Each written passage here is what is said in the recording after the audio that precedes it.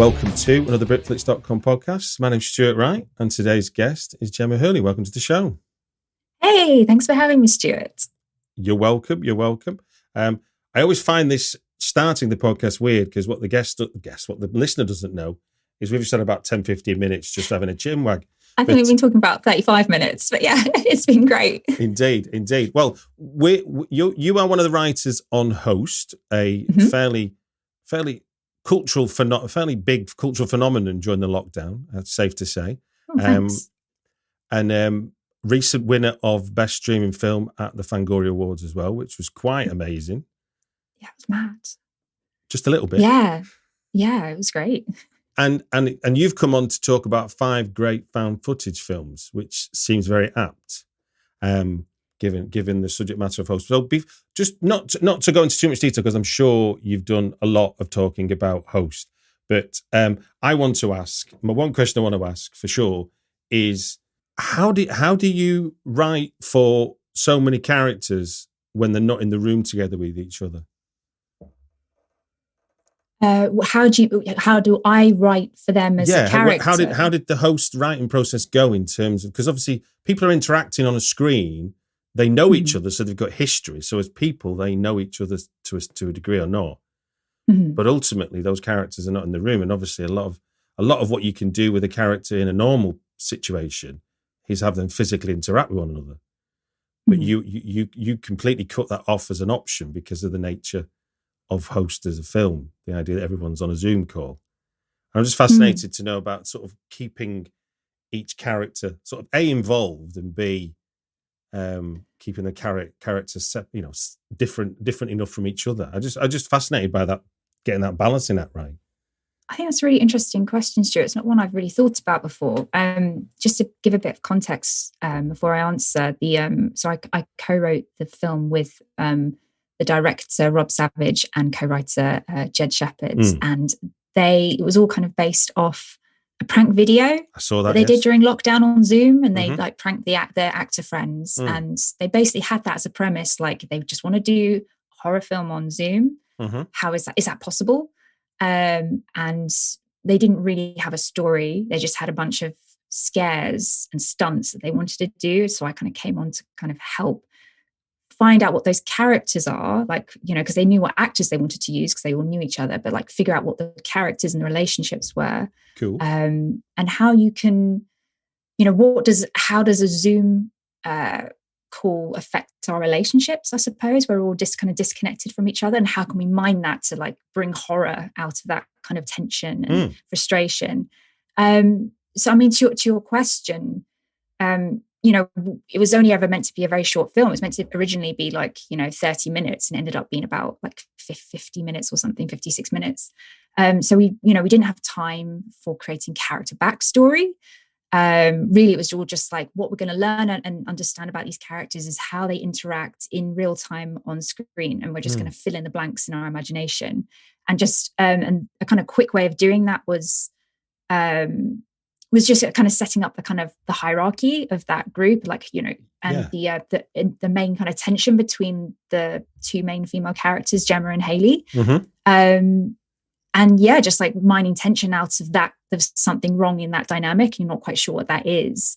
And that was really it, really. I mean, we didn't want to really didn't want to do tropes or stereotypes of any of those characters. We wanted them to feel very real and people that we either see ourselves in or recognize in our friends. So that helps you fill in the backstory of who these characters are. So you feel like you know them.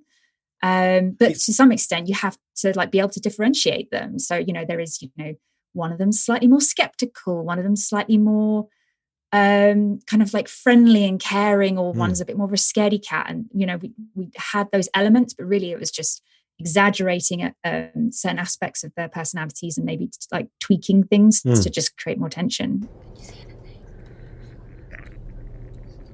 anything? Nothing, just boxes. Things there, it's fine.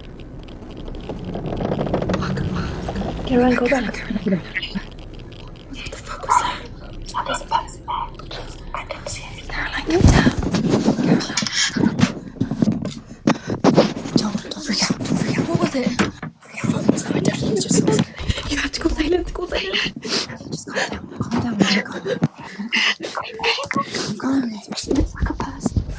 But also, I mean, that on the one hand, but also I was thinking is that if you put 6 or 7 people in a room together, and this might be me and my frailties as a writer, but there's that idea of, oh, bugger, John's not said anything for a long time. I better give him something to do. When you've got people on a call like that, they're kind of always present in the action, aren't they? That's kind of what that balancing act of how do you balance the idea of involving people and accepting that everyone can't be involved because it's a screen. Well, I think there's 2 elements of that. The first one is like our amazing editor and Brenna, who she got nominated for a BIFA for this film, actually, who, you know, she kind of subtly finds ways. So you kind of, if people are not that present, she finds ways that you don't really notice it. Yeah. And obviously Rob Savage's directing comes into that a lot. But I think that kind of comes down to the nature of Zoom. For me, only one person can speak at one time. Otherwise, you can't hear what anyone's saying. And so it kind of forces you to have these one person has the conch or whatever, which is quite helpful. So it feels realistic because that's kind of what Zoom calls are like, where only one person can really talk at one point. And it's more about the editing really, and like just finding reasons why someone's going off screen to do something, at key moments that you just don't notice. It's all quite subliminal, and a lot of that really I can't take credit for. It is really down to Rob and the editor. Fantastic. Now, one last thing then, in terms of like horror films can be read in all kinds of different ways. Room 237 has proved that with The Shining. What's the wildest theory you've seen someone attempt to describe what has gone on in Host that has really appealed to you? Oh gosh, that's such a good question. So, well, first of all, for Host, to anyone who hasn't seen it, I probably should have said it's about 5 women who do a Zoom call and they accidentally summon a demon during a seance on the Zoom call. So the dark theories we've had about Host is mainly about like what's really going on, like who's responsible for the demon summoning. My favorite one is that Salen, the medium who comes on to like lead their seance, is actually a little bit evil and has summoned the demon in the background without like anyone realizing. There's a moment where like on the Zoom call where they call the medium back for help. It's like, oh God, we've been, there's a demon and stuff like that. And you're like, oh, do we actually trust that the medium's telling the truth or not about what's going on? And I love that some people have like kind of tuned into that. It's quite fun. No, that is great. I like that. And just to add as well, it scared the living daylights out of me. And because we were, it arrived at a time where we were consumed by the idea of Zoom as our contact with the world. Oh my God, yeah. And then you went and thrown a spanner in the work by saying, well, all right, well, what about if a demon is part of your call? So thanks for that, Gemma. Yeah, I've had people say that they forget they're watching a film and they think, because if you watch it on your laptop, you could forget, you think that you're part of the Zoom call. And there's a moment in the film where, it's not really a spoiler, but there's a moment where that kind of, your 3-minute Zoom call is ending, like, 10 minutes from the end. And like a lot of people have said, like, they actually unconsciously try and like get rid of that notification as if they are in the Zoom call and they've forgotten. So for me, that's the biggest success. That's the suspension of disbelief. No, totally. Well done. And congratulations anyway. Thanks, Stuart. We're going to do 5 great found footage films, of which I've got a selection from you pre-prepared, and we're going to do them in reverse date order, oldest to newest, which is the usual format. Just for the listener that's not heard the 5 format before, we do 5 films and it's 5 minutes chat per film. And every time we get to the end of 5 minutes, Pig is going to bark, Pig being the name of my friend's French bulldog, but in reality, it is the bark on an iPhone. So that is going to go off at 5 minutes. And I'm not going to stop you talking by any stretch of imagination. You can finish your thoughts and sentences, but it is a fun way to partake in it, to just go, okay, that's the 5 minutes then, next film. Great. But I won't just rudely jump in and go, right, 5 minutes are off. So, don't worry about that. But it's there to tell us 5 minutes are up. And the theory being, again, for the listener who's not heard the 5 format before, it's so we spend an equal amount of time on all 5 films. So for the duration of the show. Right then, before we go into the 5 films that you're going to choose, Let's talk about what a found footage film is first. I mean, you having written one puts you in quite the expert seat, but I think that there's more than one type. So do you want to tell us what you think or what you believe found footage is as a subgenre of horror? Yeah, thank you. Thank you, Stuart. I think I just wanted to chat a little bit about it first, because I'm aware that some people absolutely hate found footage films and that it's a real Marmite thing in the horror community, which I find quite, I mean, I love found footage and I always find it quite interesting why people are put off by it. And I appreciate, there are aspects where it's rarely character-led found footage, because you know, it's quite rare to be able to, you can't see the protagonist's face a lot of the time, or there's kind of sickening camera movements and things like that. But for me, I love found footage because it's, it brings you, it pulls you through the fourth wall into the film for me, where I feel much more in jeopardy watching a found footage film than I do seeing like a normally staged movie. And I think there's lots of reasons for that. I think because what found footage is, for me, it's like the camera exists within the world of the story, within the world where the horrifying thing is happening, be that a shaky handheld footage camera, or like a documentary film crew filming within a story, or even a webcam. You are the camera, the audience is the eye, and you are in that story, witnessing it with them. So, if you see like that classic thing at the end of Blair Witch Project, where you see the thing in the corner, you are terrified that something is behind you as the viewer. And I think that's what I love about it. It really just breaks down the barriers. It pulls you into the screen. And it really just asks you to suspend your disbelief. And sometimes quite directly, I will talk about some found footage films in a minute where they actually claim that they are real. They have actually been found. But oftentimes, in modern kind of found footage films, it's much more subliminal because we're much more used to the format. So this is essentially, these are my top 5 favorite found footage films, and it's a bit of a love story to them. And I hope if anyone's on the fence about them, I can convince you to appreciate them as much as I do. Well, that's cool because you're right. As a regular Fright Fest, it's when you see the definition of in the program that says this is a found footage film, your heart can sink. And that's not to say that there aren't good found footage films, and there are definitely bad, straightforward narrative drama horror films. Let's not beat around the bush. But the found footage got, as a lot of formats do, when someone gets upon an idea, and we're going to talk about, it gets a bit gimmicky, doesn't it? Well, not even gimmicky. It's just that it gets in the hands of people who don't know what they're doing, and they confuse the idea of easy access to a camera and the mobility of smaller cameras and phones to mean that they can just throw a camera around a room and we'll get scared of it.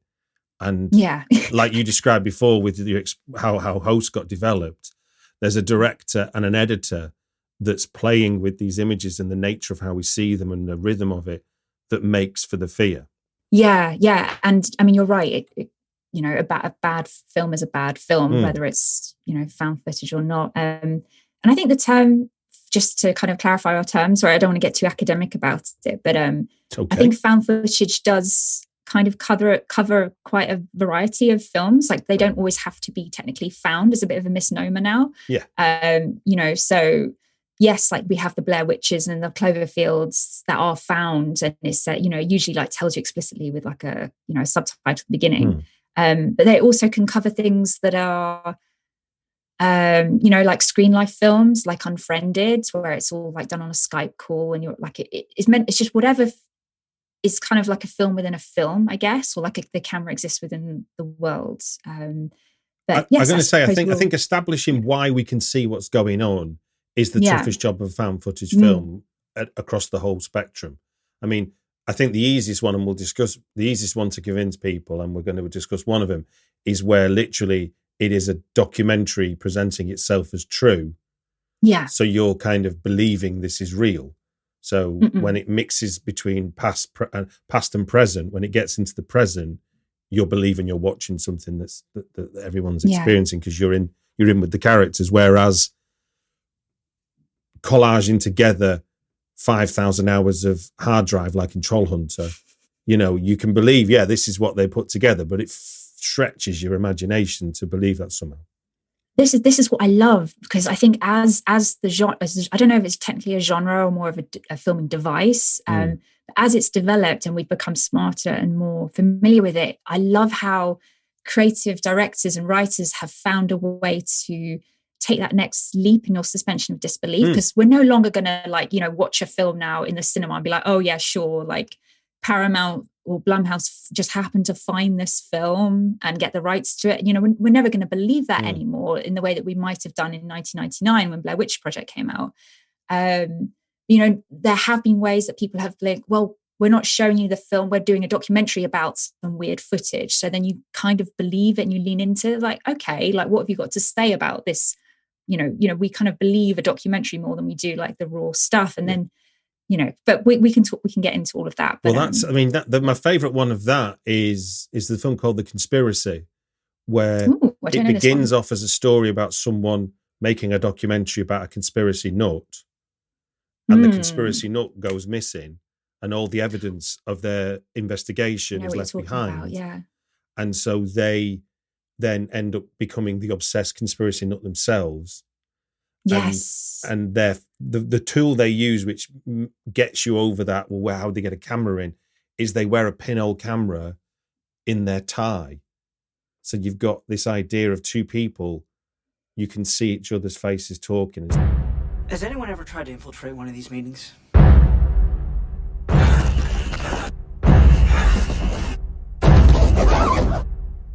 You know, I realize now that they're never going to let this movie get out. Let's say that there are these people that secretly run things. Then they've always run things. Throughout history, men have been trying to conquer the world. From Alexander the Great to Napoleon to Hitler. If anyone thinks this time we live in is any different, I'd ask them.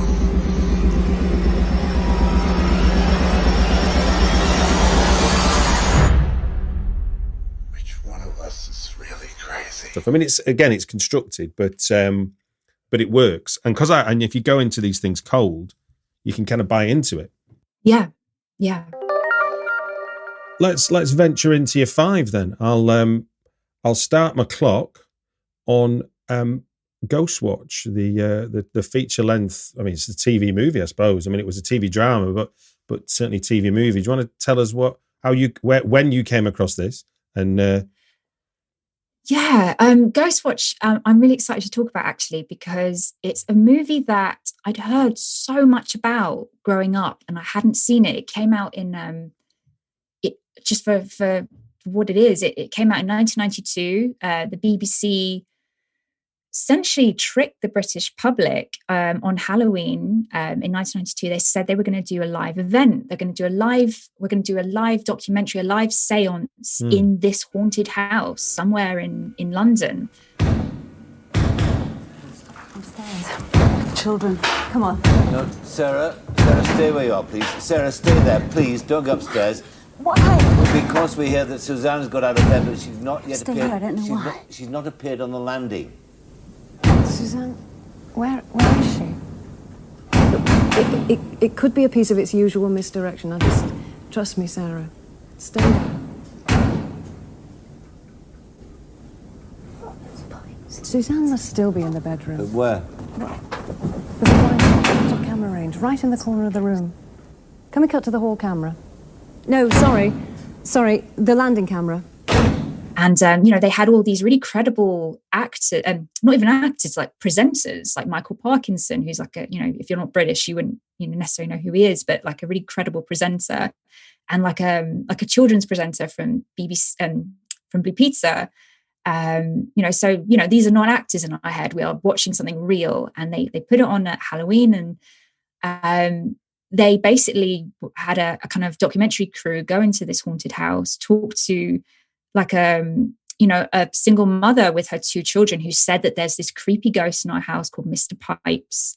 And, there's all these, like rattling on the radiators and cats meowing and just, creepy poltergeist stuff going on. And the documentary crew is like, okay, we're going to find out the truth tonight. Are we going to catch a glimpse of Mr. Pipes? And you're all like kind of G'd up for it. And you're like, oh, are we going to see everything? And even though it's all filmed in advance and the audience, none of us knew anything of this. And they had a sort of, to add to the kind of suspension of disbelief, they had this hotline that you could call up if you saw anything on the screen, or if you wanted to share your own ghost stories, which was really smart because allegedly if you called up this hotline and, said like, oh, I saw Mr. Pipes or anything like that, you would actually be told, like, don't worry, this is a fake recording, it's not real. But of course, this is before the days of Twitter and before the days of like the internet and stuff. So the whole, pretty much all the nation at the time, when there was only like 4 channels, I think, were all like just watching this, believing that they were seeing a genuine ghost, like on TV. And it ended up getting the highest, the highest number of complaints or something like that. Oh yes, it went. It was banned. It went bananas. It just really screwed with like the fragile British public. And I just love it. I only saw it. I finally saw it like kind of like this time last year when we were looking at references for Host, and Rob and Jed were just like, okay, let's if you watch Ghostwatch, you'll see how much we have creatively borrowed. And it was directed by Leslie Manning. It was written by Stephen Volk. Extremely talented people, and just so much of it was all just about how can we suspend the audience disbelief. And even though it's not technically found footage film, it is a sort of talking about like the camera exists within the world. It's a pseudo documentary live event, and it'd be amazing if you could do something like that today. Maybe someone will find a way to really suspend our disbelief. Maybe it'll be like, I don't know, maybe TikTok will do like a live horror or something. Because in 92, you trusted the television. It wasn't, it didn't lie to you in the way that we understand misinformation now. So when the BBC said, we're going to do a show about ghost investigations, which, if I'm right, was already on the fringes of sort of what become trash TV anyway, the idea that you would go around with an infrared camera and just go, ooh, in dark rooms. So the idea was already sort of in the public imagination. So they just expanded on it. I mean, I've had Stephen Volk on the show talking about it. Oh, amazing. Because he wrote The Awakenings as well. And yes, it's amazing how easily we are sort of confused, because the League of Gentlemen guys created a similar thing years later, or just a couple of years ago, and while it's very much an ode to Ghostwatch. I mean, I watched it on a TiVo, so it's kind of like, the idea that it went out as a live broadcast and things went wrong. Yes, I know what you're talking about now. Yeah, it couldn't replicate what, and obviously, like you say, the brilliance of Ghostwatch was this notion of, if you did ring the number, you were still interacting with the show, but the show went, look, don't worry, it's just make believe. People really believed it. Maybe we're in that innocent age, and it's going to be increasingly difficult to convince our cynical filmmakers, but they'll find a way. Creativity always finds a way. I just wonder what it will be next. Indeed. Well, that's our timer. There's the first barking of the dog, which leaps us forward 7 years to, I guess, the godfather of the modern found footage film, Blair Witch, from 1999. Yes. So, I mean, I don't know if there will be many people listening to this who haven't seen the Blair Witch Project, but for anyone who hasn't, it is sort of one of the classic original, this is where found footage genre kind of got its name, even though it, I don't know, when did Cannibal Holocaust come out? Is 1980. Well, there you go. So it's like, 19 years later, but like when people think of found footage, the original, they really do think of Blair Witch Project. And I think, is that maybe it was to do with the mystique of what happened when that film came out, and people really believing that those actors in the film had died, because I think it has that classic text at the beginning saying, like, these students went missing 5 years ago and nobody found them, and there was all this like real mystique that was drummed up around it, which added to that kind of suspension of disbelief we've been talking about. But yeah, for anyone who hasn't seen it, it's about 3 student filmmakers who go off into the woods trying to document a local witch story. What's this?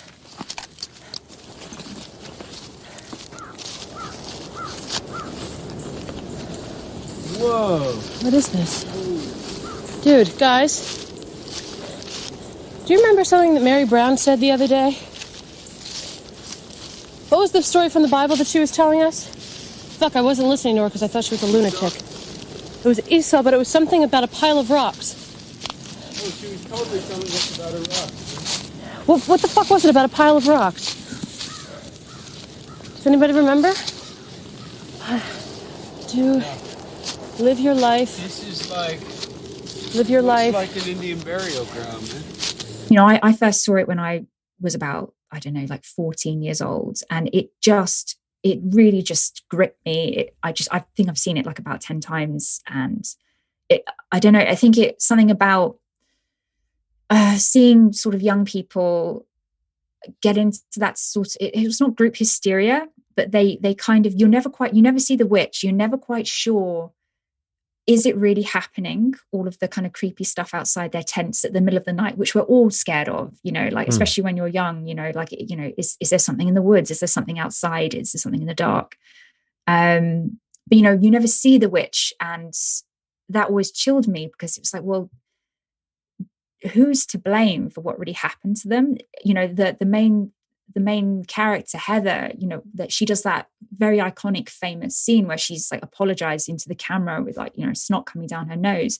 And for me, that film is all about who is to blame. And, you know, she's apologizing. She says it's her fault, but you know, she says she pushed it too much. Whereas, you know, there's this kind of fan theory about whether one of the guy who goes missing, Josh, I think his name is first, like whether he's actually behind all of the awful things that happen. Like perhaps he's being possessed by the Blair Witch and is doing this to his filmmaking friends, and it's him who attacks them in that house at the end. We'll never know. But that's what I love about it. It just kind of gives you that kind of mystery about, you know, how are, you know, these things, like those the bumps in the night, those noises can play tricks on our mind and make us act out in strange ways. Like you see how they all kind of turn on each other. And it just felt, for me, it just felt really real. I honestly believed I could go into the woods and that could happen to me. Well, I don't know about you, Stuart. Well, the interesting thing about the phenomena when it first came round, which there's echoes of Ghostwatch in a way,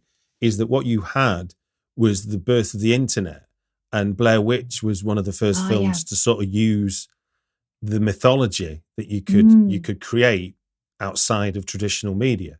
So there was this meta story all developing and an understanding, and the filmmakers used the internet to create the mythos. Yeah. So if you Googled, I don't even think you could Google in 99, but if you searched on the internet for the Blair Witch, you would find, so before you even watched the film, you would have been able to find something about the Blair Witch.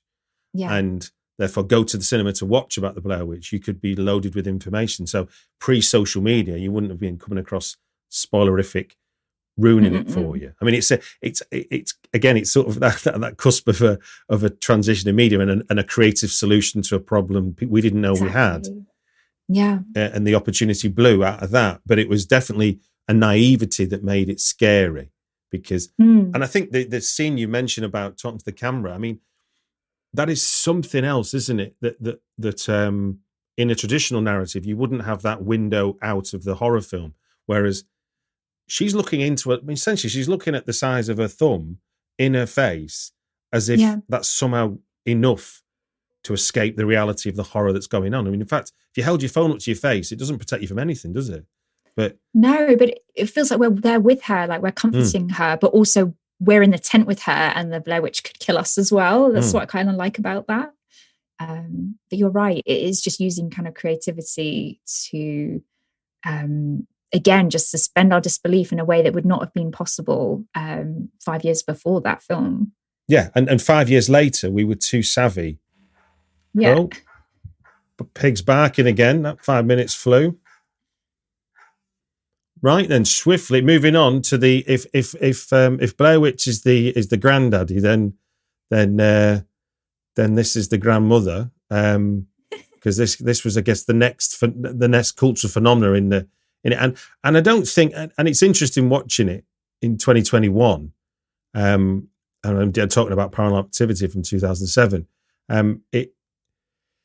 it doesn't have the impact, I don't think, that I thought it had in 2007. But talk to me about what your thoughts are on Paranormal and how you come.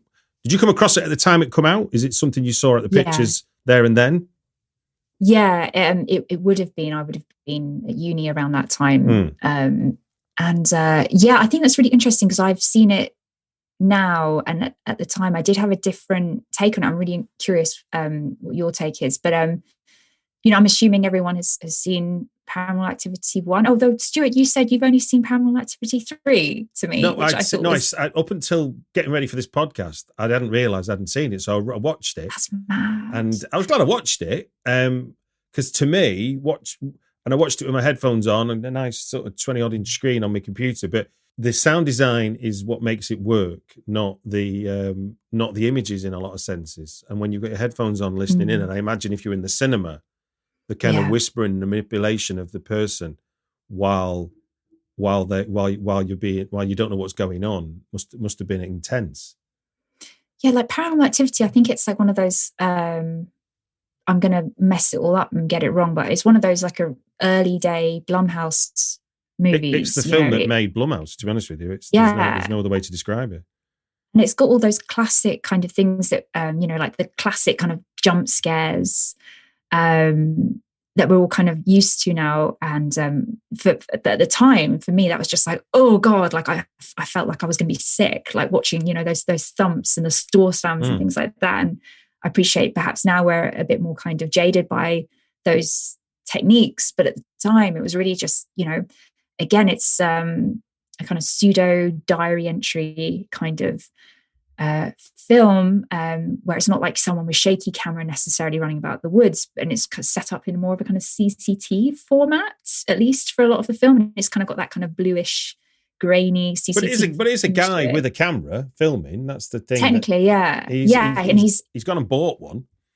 Yes, but he's it's strange. Also, for me, what's really I've kind of appreciated more, perhaps with time, what the film is about this kind of essentially quite a toxic relationship. That I was going to say, it's about a mansplainer, if anything else. Yeah, it's about this gaslighting dude. He's really just trying to his control over his home is at stake. His control over his relationship is in jeopardy, and you can see how threatened he is, and all the things he's doing desperately to get control over his situation, where he doesn't leave the house, he doesn't get help, he does everything possible to antagonize the spirit because he knows best. And that's what I found really interesting. You can't help but hate him. You can see how small-minded that is, and quite and so dangerous. So I think that's like what I really love about that film. And some of the acting isn't the best necessarily in this film, especially from Micah's character, the guys. But yeah, I just think it's just like, it really just, it takes you into a bedroom, like the place you're meant to be safest, as an adult with your partner, and you are just, you are a child again. You're completely exposed. And I think that's what how that film really got under my skin, because everyone has, as a kid, you always got that thing where you're just like, there's something standing in the corner of my room. But in this, like, his girlfriend becomes the thing, kind of just like standing in the corner of the room. And it really just turns all of those fundamental fears on their head, and, gets you in the most exposed place. And I think that's, for me, why it's very effective.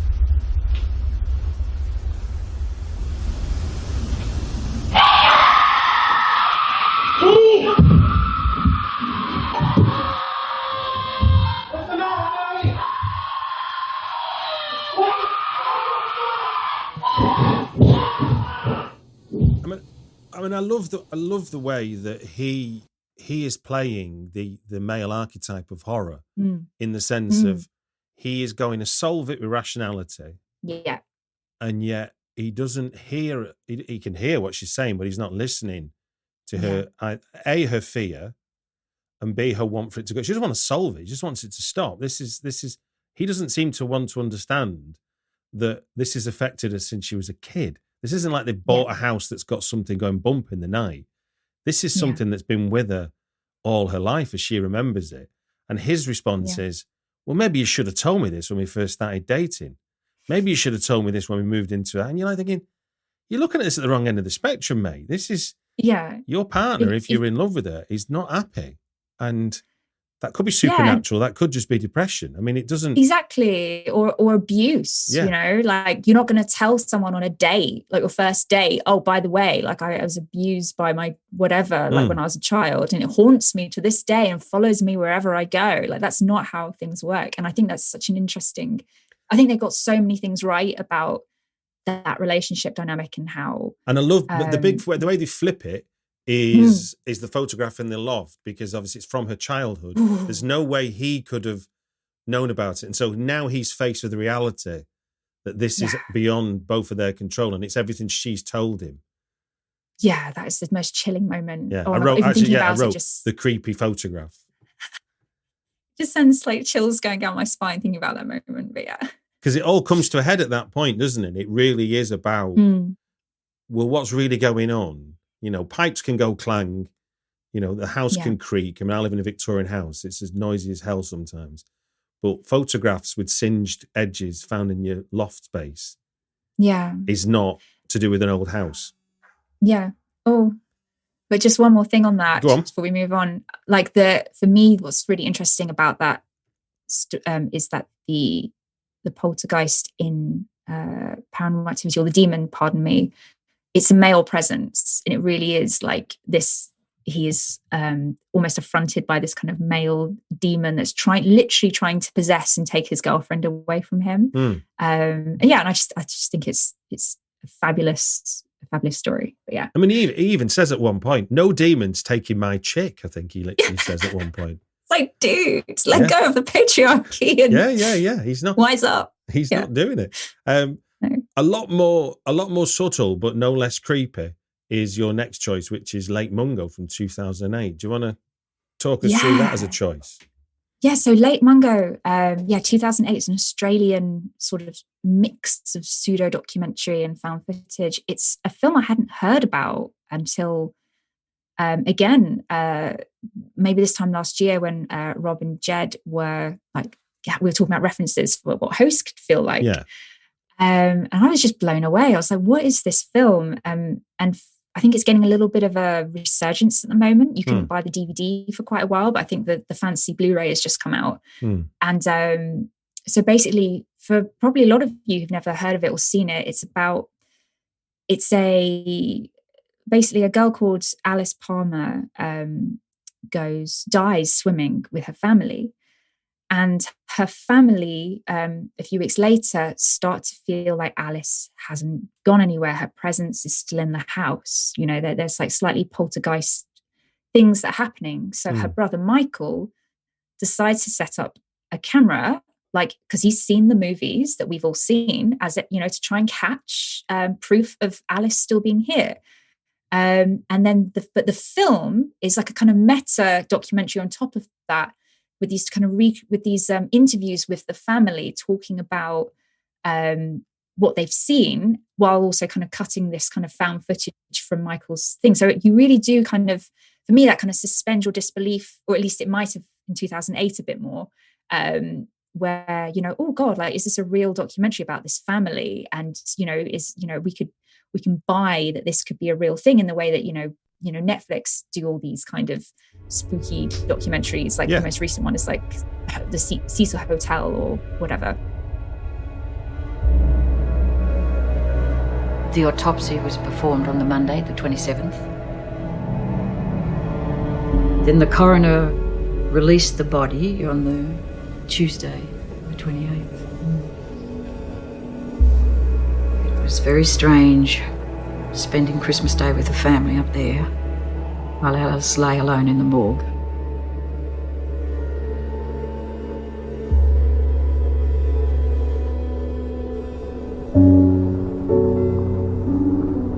I don't know, it was just like I hadn't seen her for a week or anything. Like, it didn't feel real.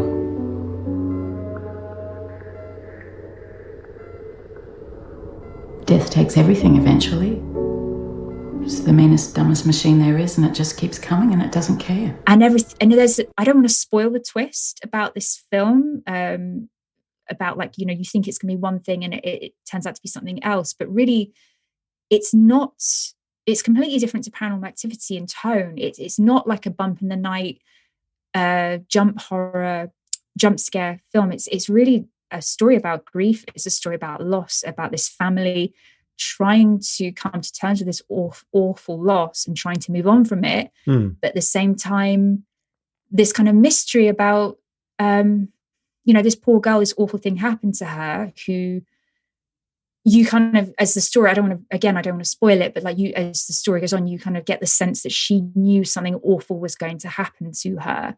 And that's where the most kind of chilling twist of the whole show comes from, where you know, what happens to ghosts and what is life after death, and living can move on, but can ghosts? And it's so, just thinking about it, it's just a very unexpected, gentle horror film, basically. And well, I'm going to say the big difference between the first three and this one is what you're describing. It's the personal nature of who we think is the presence that's disturbing our reality. You know, it's a grieving parent. Yes. It's a grieving brother.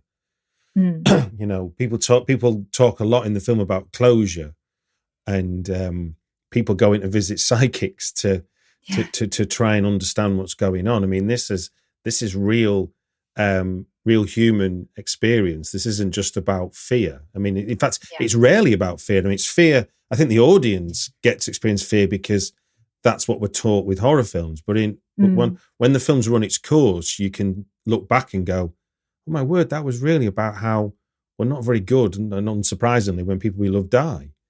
Yeah, it's more like a drama with supernatural. I mean, there is one horrifying moment that really just like I wanted to throw my laptop across the room towards the end of the film, where I don't want to spoil it, but you see something that is just kind of like flips everything on its head. There's this kind of face looming out of the darkness, and you're talking really about the phone footage at this point. Yeah, so there's you know, I don't want to spoil it, but that really just made me feel quite sick when I saw that. But apart from that, I think the film is almost like just a drama with this supernatural kind of like, ooh, like I wish I'd thought. I mean, again, without being specific and spoiling it, but yeah, I wish I'd thought of that idea. That is so brilliant. Yeah, and there's also like an extra ending to this film in the credits, which I kind of want to do a nod to, where you watch the whole film and you think, oh, I understood what that was all about, and then you see the credits and they have all this, oh my god, this thing was there all along, kind of a re-examination of the entire thing. And again, it's just like layers upon layers upon layers, and brilliant. Watch it, definitely. No, I totally agree, and I'm grateful. And I should admit now at this point, even though I'm talking about it enthusiastically, I had this film in my to watch pile for probably 5 years. So I was one of the people that had the DVD despite it being out of print. And in preparation for this, I got to watch it, and I'm so glad I did, because it's a wonderful piece. And in fact, it's the kind of thing that reminds me where you started with your kind of your kind of soapbox for pro found footage, is that it can be done when it's done well. It's brilliant, and just calling it found footage, try not to be too marmite about it, because like I said, you're not marmite about something when it's straightforward narrative, and yet you manage to endure lots of terrible straightforward narratives.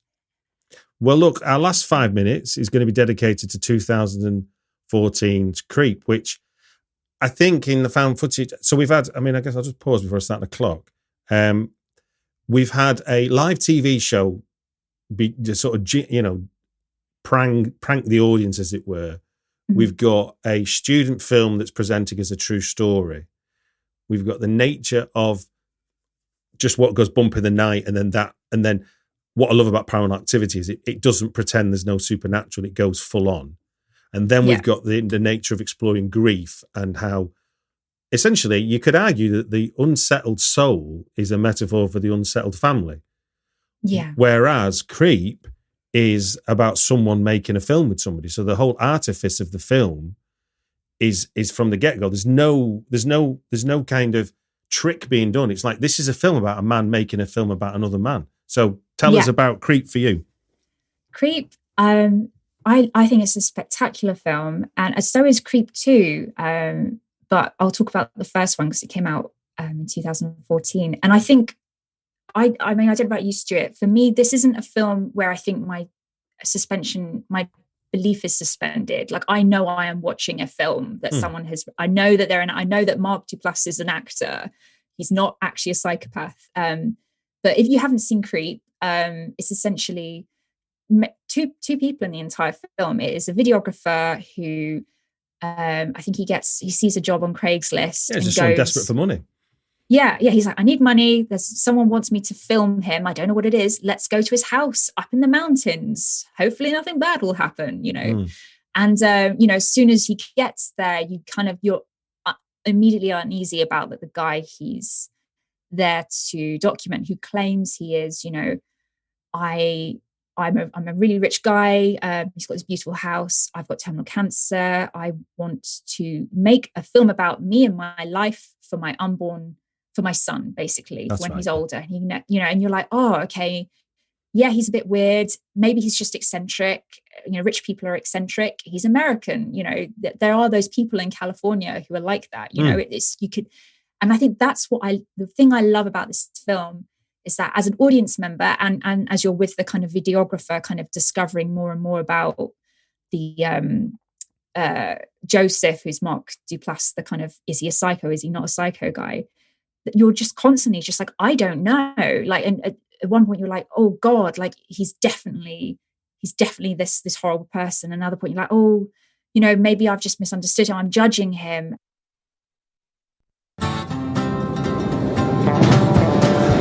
All right, we are leaving the flatlands and we are heading up towards the mountaintop.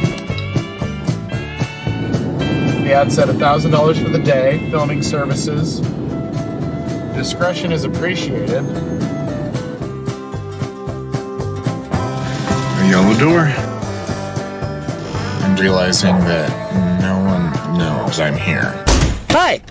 Oh, I'm sorry. I didn't mean to scare you. I'm assuming you're Aaron. Yeah, Aaron. Nice to meet you. Joseph. Oh my God. Oh my God. This is gonna be a good day. So the reason I've hired you is because I have terminal brain cancer, and I want you to film me to make a video diary for my unborn son. You ready for this? Okay. Joseph! This is called an adventure. Woo-hoo! We don't know exactly where we're going, but I have a feeling. When you follow those feelings, great things can happen. Don't ever forget that. Joseph? There was about 2 seconds there where it looked like you wanted to kill me. Joseph, I think I'm gonna head back. You see my keys? One drink, okay? Bottoms up. And I think that's the suspension of disbelief here about, like, I don't know whether to believe what's happening to me, what's happening is real, or what I think it is, or whether it's a twist on it. And he uses all these great things like love bombing, where you almost feel like you want this kind of millionaire's approval. It's really interesting, and especially as a female, and that's why I really like Creep 2 as well, because it's like kind of a female protagonist comes in. Indeed. But you kind of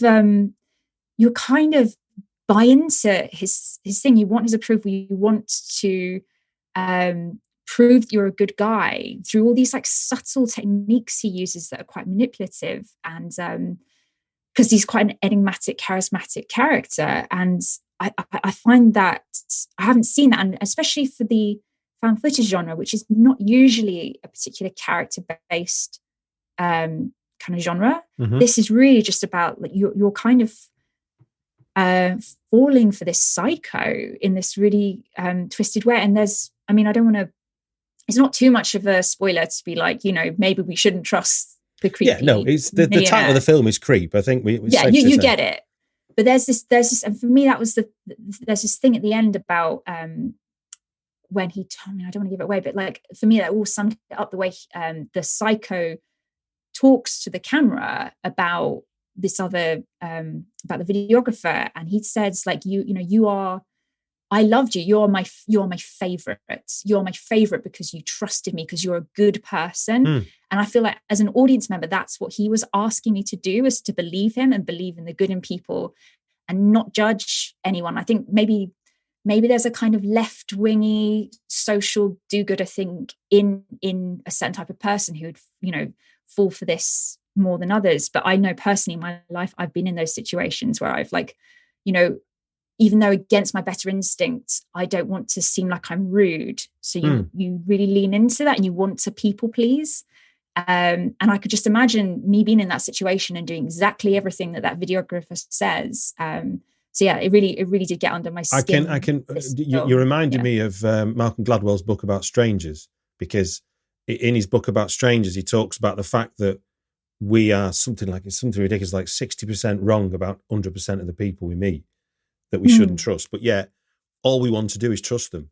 And that's what Creep plays on brilliantly, is that the videographer is desperate for money, and money's not enough to make you do anything.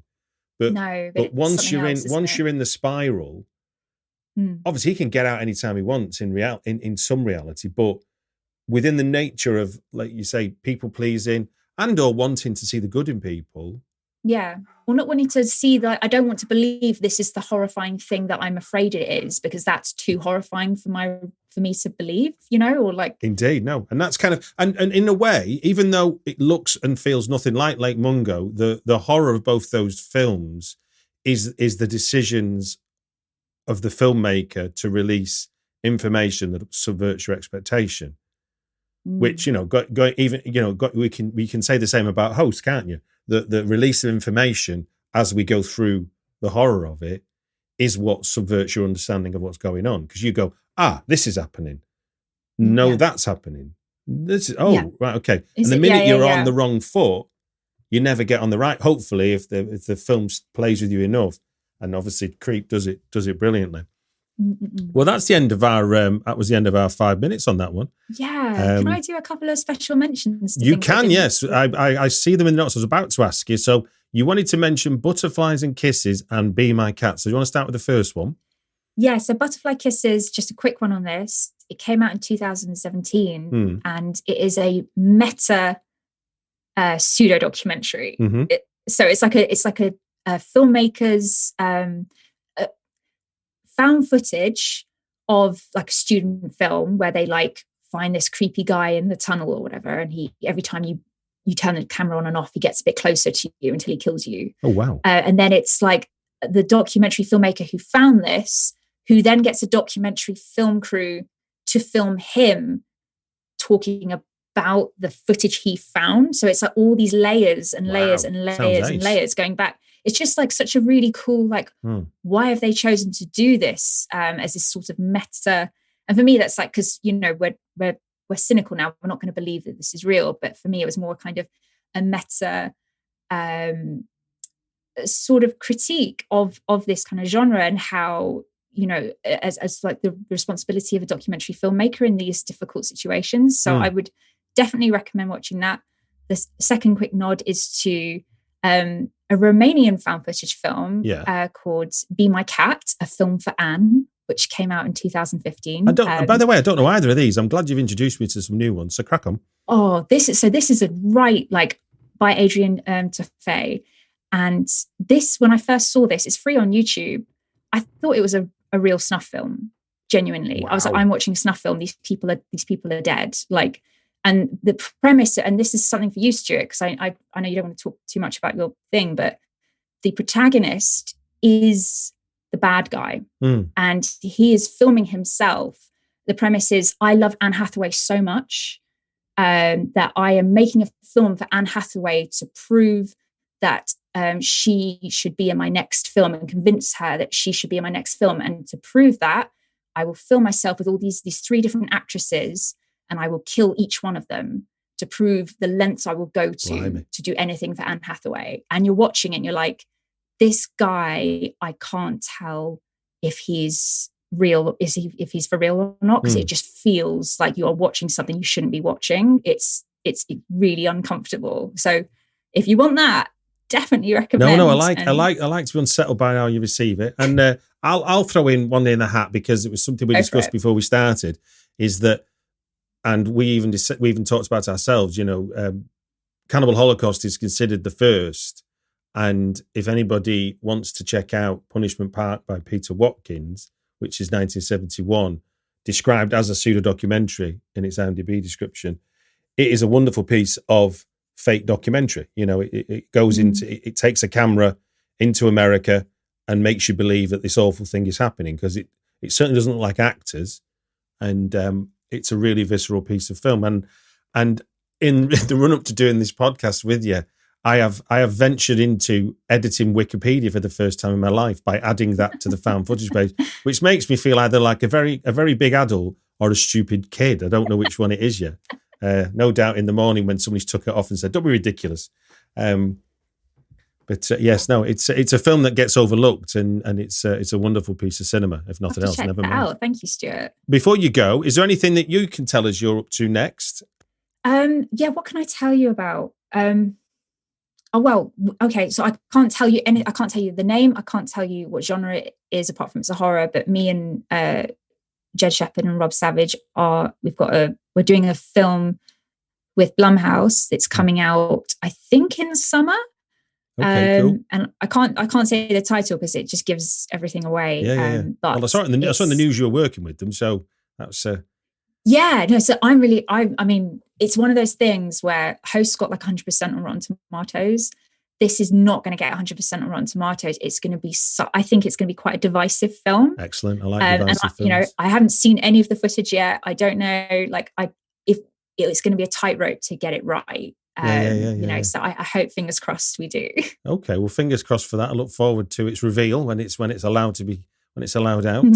But again, congratulations on Host. It's a wonderful story. I mean, I was lucky enough to interview Emily Gatto from Shudder. Shudder, yeah. For some work I did for a NFT with their Inside Pictures program, and talking about the idea of knowing how films get made and then hearing how one got conceived, developed, and shot in 3 months and released, should I say, as well, in 3 months is a phenomenal thing. And and for it to be 100% on Rotten Tomatoes as a reaction to it from a kind of mass audience speaks volumes to it. So Thank you. I think it's amazing. We're just as surprised as everybody else. We're just like, this will be fun. So. Yeah. Well, look, if you knew exactly what you'd done, you'd put it in a bottle and start selling it. But it's great. The magic, whatever the three of you are doing, it's creating something great. So more of that, please. Fingers crossed. Well, look, it just gives me then to say thank you very much for giving us your time on the Britflicks podcast. Not at all. It's been such a good time. Thank you, Stuart, for letting me give my love letter to found footage, and I can't wait to see what creative things people do next to try and subvert suspend our disbelief in the next type of films. So yeah, thanks, Stuart.